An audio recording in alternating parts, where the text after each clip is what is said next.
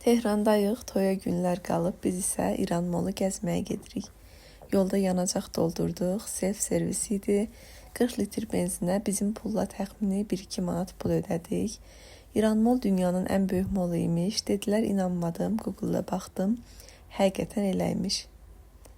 Baxdım, heç kəs başını bağlamır, mən də başımı açdım. Bu mol çox böyükdür, məncə bir gündə buranı gəzmək mümkün deyil. Xeyli video çəkmişdim, amma qərara gəldim ki, sadəcə ən gözəl yerlərini sizinlə paylaşım. Bu kitabxana isə telefon kamerasında görünəndən də realda daha gözəldir.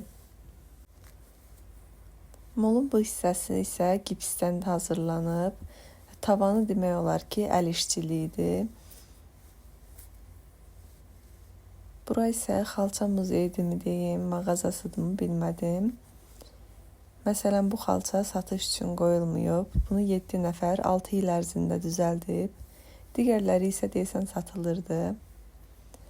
Burada gördükləriniz isə tamamən əl işidir. Divardakı çərçivələrdə rəsm əsərləri deyil, xalçalardır.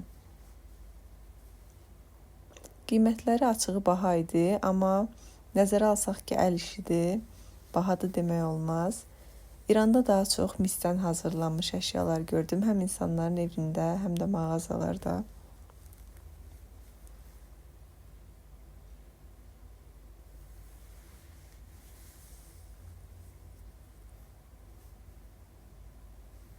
Bunlar isə taxtanın içinə oyulub.